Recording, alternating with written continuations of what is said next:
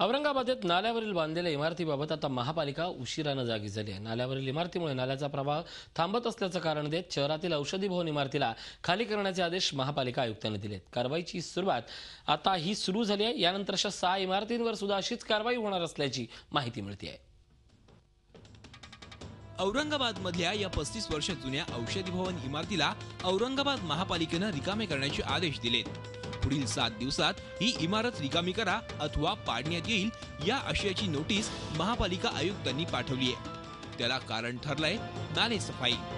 ही इमारत 1983 मध्ये नाल्यावर महापालिकेच्या परवानगीनेच बांधण्यात आली। यासोबत त्या काळी महापालिकेने अशा 8 इमारतींना सुद्धा परवानगी दिली होती। अट होती ती इमारत धारकांनी नाल्याची सफाई करणं।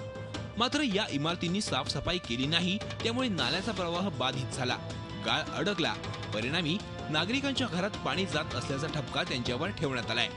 मात्र हे आरोप औषधी भवनातील व्यापाऱ्यांना मान्य नाहीत। आम्ही वारंवार पत्रव्यवहार केला, टॅक्स भरला आणि नाले सफाई सुद्धा केली, तर आमच्यावर ही अन्यायकारक कारवाई का असा सवाल आता व्यापारी करतायत। त्यांनी नोटीस दिली ती अगदी चूक आहे।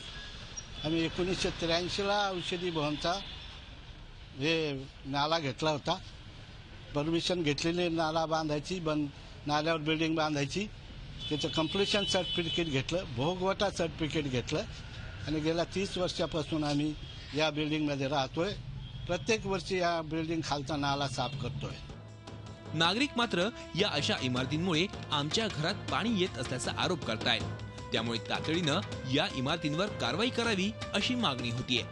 त्रास असा आहे की औषधी भवन इमारत कमी उंचीच्या अंतरावर असल्यामुळे नाल्यात जे पावसाळ्यात नैसर्गिक पाणी येतं पावसाचं, ते साचून बॅकवॉटरने पूर्ण एरियामध्ये समपातळीमध्ये राहते। सरासरी पावसाळ्यात 10 ते 15 फूट पाणी असते, पण यंदा तर नाल्याची म्हणजे पातळी ही स्लॅबच्या अंतराला टेकली असल्यामुळे पाणी जाण्याचा अजिबात प्रश्न नाहीये। आज जब इनको नोटिस मिला 7 दिन के टाइम का, तो आज व्यापारियों के लिए पूरे के पूरे अधिकारी यहाँ पे आ गए और पब्लिक के लिए कोई नहीं आया अभी तक सर। ना ही पब्लिक से कोई बात करे कि आपको क्या तकलीफ है, आपको परेशानी क्या है। बारिश का पानी घर में आता है, इनको बार बार बोलते हैं हम। एक रात कम से कम कोई भी अधिकारी ना हमारे बस्ती में रह के दिखाना एक रात बारिश के दिन, तो सर इनको तकलीफ समझ में आएंगी। अभी किस्मत से आयुक्त साहब ऐसे आए हुए हैं कि उनके बोलने पे कम से कम कार्रवाई तो भी हो रही। नहीं तो 15 साल से हमारी कोई सुनने वाला नहीं था। आता तुमची मागणी क्या है? हमारी मांगनी ये पानी का रास्ता मोकलवाना, जो औषधि भवन के ऊपर कार्रवाई चालू है सर, उसको कहीं पर भी रुकावट ना आए और आयुक्त साहब ने किसी के भी दबाव में ना आके ये काम बंद नहीं होना बस। महापालिकेच्या आणि इमारतींच्या वादात आता खासदार चंद्रकांत खैरे यांनी देखील उडी घेतली आहे। कुणाचंही नुकसान नको, मधला मार्ग काढा अशी मागणी ते करतायत। मी सूचना अशा दिल्या की तुम्ही सगळं क्लीन करा, तिथून अगदी त्या जागेतून सगळं क्लीन करा। नागरिकांना कोणाने आजूबाजूला त्रास होता कामा नये। ते झाल्यानंतर पाहू, मग ते जे नोटीस यांनी महापालिकेने दिली ती इम्प्लिमेंट करायची का नाही करायची त्यानंतर आपण ठरवू। पण जोपर्यंत यांनी जर क्लीन केलं तर त्या ठिकाणी मग काय प्रश्न येत नाही। औषधी भवन मधील व्यापाऱ्यांनी नाले सफाई केली की नाही हा चौकशीचा भाग आहे।